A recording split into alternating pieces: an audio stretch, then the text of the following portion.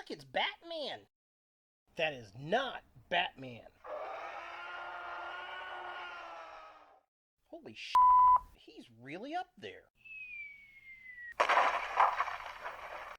You suck.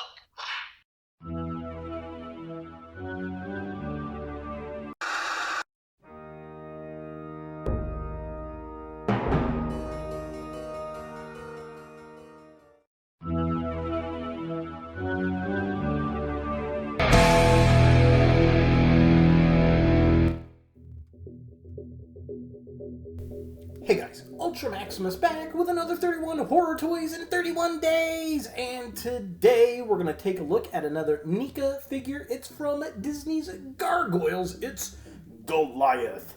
This is probably one of the coolest Disney cartoons of the 90s. It had the majority of the cast of Star Trek The Next Generation on it, and it was a very dark show for Disney afternoons, and it was a lot of fun and has had a cult following over the years.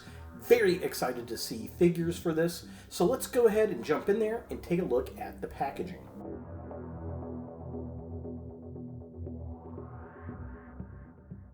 So here we have Goliath in the package. Got some nice artwork, the logo down at the bottom. It's got the Gargoyles logo at the top, which is very cool. I definitely dig that. Side of the package has artwork of the figure itself.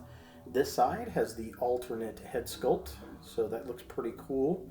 And then we got a close-up, very classic image of Goliath looking over the city, the Gargoyles logo. Again, just another close-up, very cool looking, nice and broody. Definitely digging this, loving the look. Very cool. Back of the packaging here has got a little write-up, as well as some more artwork, and shows off the accessories. So just kind of a close-up. If you want to pause and read this, you are more than welcome to. And just to look at the art, very cool, very nice. Comes with some nice accessories. I definitely dig that. And then finally, you can open the box up and take a look at the figure inside, and you get some nice artwork again on the inside cover. There's the figure with all the accessories. So there's the artwork itself. Again, very cool, very nice. Definitely loving the packaging. I think it looks very, very cool. And then there is Goliath with all of his accessories, the tail looking hilarious and goofy and straight.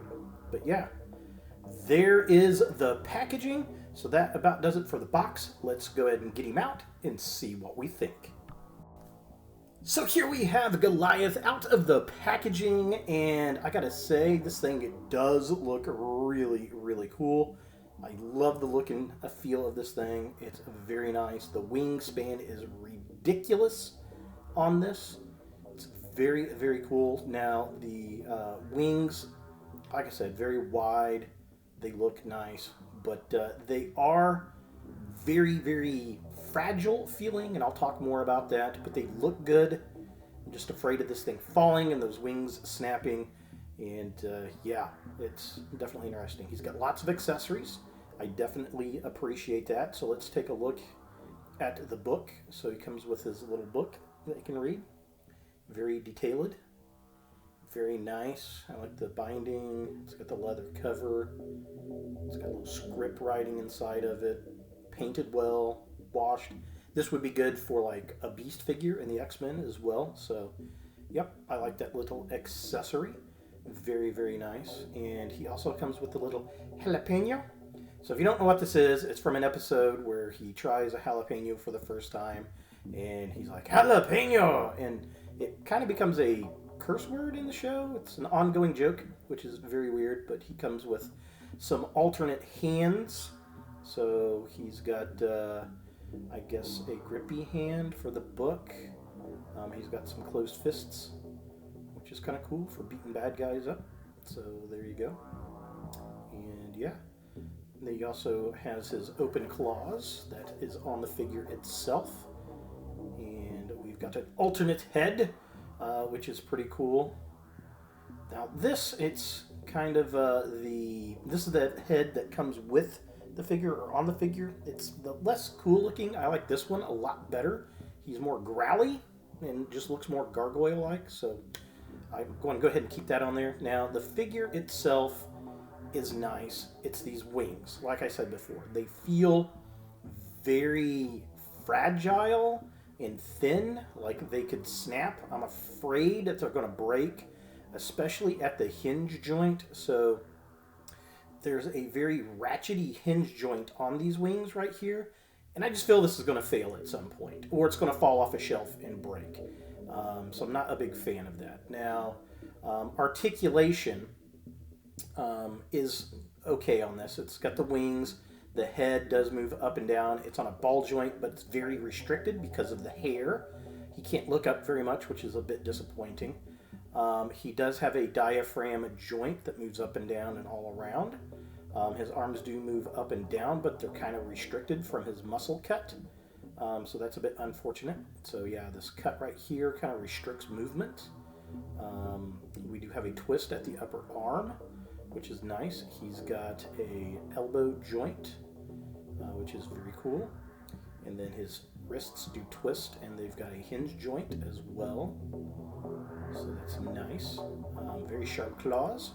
Be aware of that, like super sharp, actually. He's got this cloth, not cloth, but rubber cloth piece. His tail is on a hinge joint, and it's also got a wire frame in it. And it does help with supporting, so that's kind of nice. I do like that. And then his legs are on a ball joint up at the top. They move up and down and around, which is cool. He's got a jointed knee, and it swivels at the knee, which is very nice. And then his feet are on hinge joints. They move up and down, but they don't really move back and forth. And then he's got some toe joints as well. So that's pretty cool. That's really about it for the articulation on this guy. Taking a closer look at the figure itself, sculpted beautifully. Now, this is the head sculpt he comes with. I don't particularly care for this one. It is show accurate, but I prefer the growly face.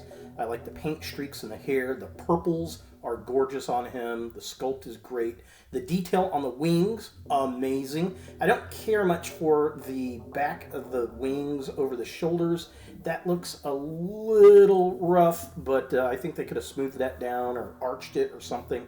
But the big issue is the brittleness of those wings. Now, this is the alternate head sculpt here, which I love way better. It's much more growly, and it looks like he's as angry and pissed off as he usually is in the show. And I wish the head could lift up more, and well, that's about the only drawback to the head sculpts. Looking at the midsection of the figure, again, wonderfully sculpted. I love the loincloth. I love the big black belt and the belt buckles, gorgeously painted. The nails look good. Again, the shadowing on the musculature, very, very nice. Now, the tail color does match the body, but it lacks a lot of the detail. All the muscle that we see in the body just doesn't exist in the bendy frame tail, which is a shame. And finally, taking a look at the legs of the figure. Again, sculpted well. I like the gargoyle-esque, feet. I think they look nice and demony. The tail does help him stand up, but the joint at the top might give way a little bit, so you want to find the right spot and, bend the tail the right kind of way.